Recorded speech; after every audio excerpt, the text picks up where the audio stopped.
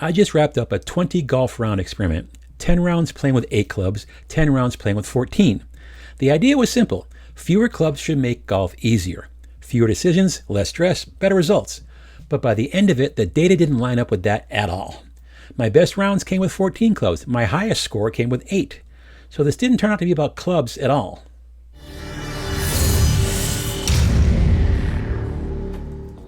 This is 3-Putt Pauly and the author of the book Playable Golf. I'm a regular golfer using data to make better decisions and improve my game.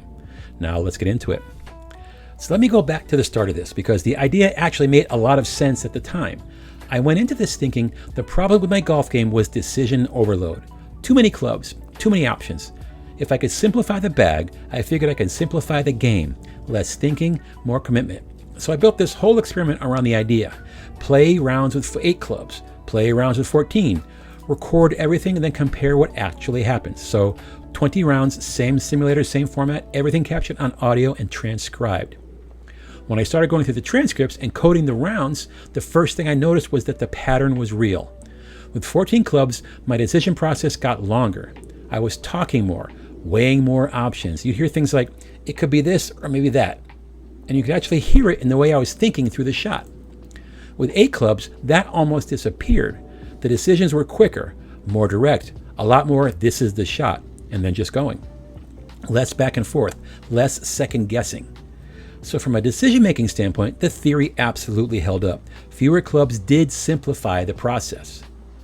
But then something started to happen that didn't make sense. Even though the decision process was simpler with 8 clubs, the results didn't follow that pattern. My best round was an 86, came with 14 clubs. And then I shot another one of my best rounds, an 88, also with 14 clubs. But my worst round, a 109, came with the 8 club bag.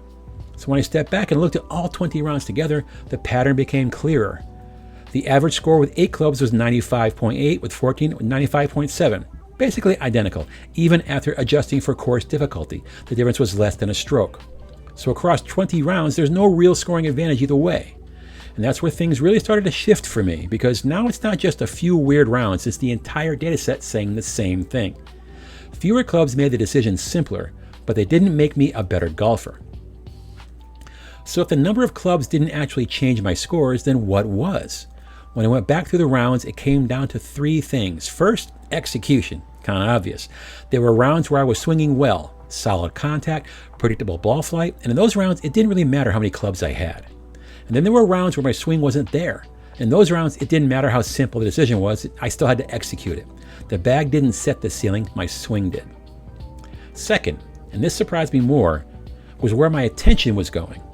I thought I was reducing decision stress by using my yardage chart, but what I was actually doing was locking into it, trying to match the exact number. Okay, this is 64 yards, what's the perfect swing for that? While I was doing that, I wasn't always looking at the hole. I hit a shot exactly the way I planned it and then realized mid-flight, oh crap, there's water there.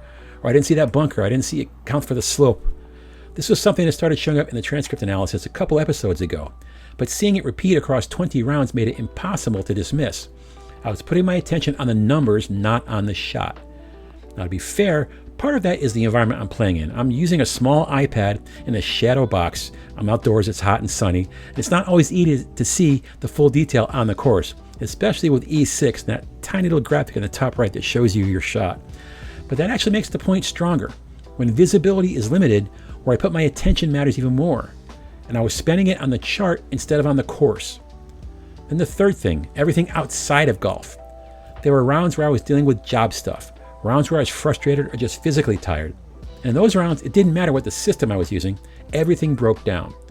So by the time I got through all 20 rounds, it started to look a lot less like an equipment problem.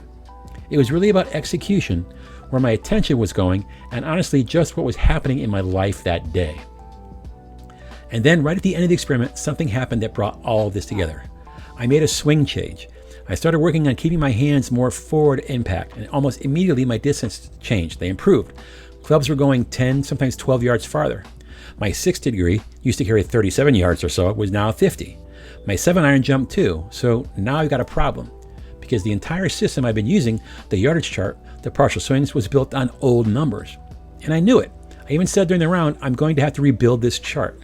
But I kept playing, making decisions based on numbers I knew weren't right anymore. And I still went out and shot one of my better rounds. At that point, it's pretty clear. It's not the chart, it's not the number of clubs. Even when the system is off, I can still play well if I'm swinging it well and actually paying attention to the shot. So after 20 rounds, here's what I've come away with.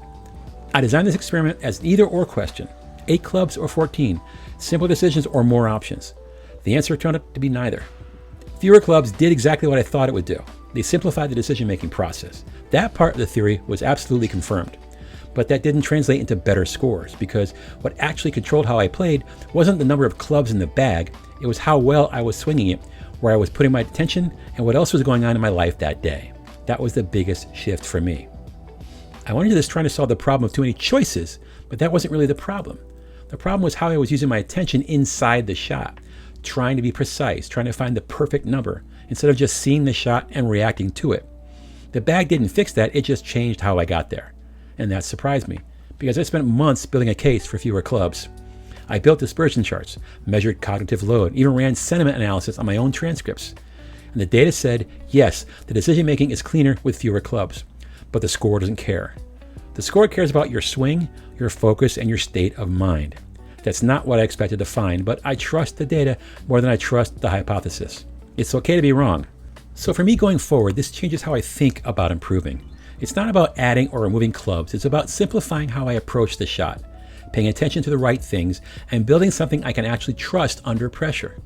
Because if the goal is to make better decisions, the system has to support that, not take over. So toward the end of this experiment, I started to notice something. The shots that felt the simplest were the ones where I wasn't trying to manufacture a swing. I was just making a normal motion and adjusting from there. So instead of adding more options, I started thinking about reducing them even further. Fewer swing types, more predictable patterns. So that's what I'm going to test next. But here's what I want to leave you with. This experiment started as a question about golf equipment. How many clubs do you really need? Can fewer clubs make the game easier? And it ended as a question about something much bigger. How do we make decisions when we believe we have precision, but we don't? How much of our performance is determined by the tools we carry versus the attention we bring? Golf just made it all visible. 20 rounds of data, thousands of shots, hours of transcripts. And the answer wasn't in the bag. It was in how I showed up to the game. So I appreciate you watching this series and thinking through all this with me. I know it's kind of nerdy. It's been one of the most valuable things I've done on this channel. Hope you liked it. And remember, golf is never perfect, but good data makes the game a lot more understandable. Thanks so much for watching.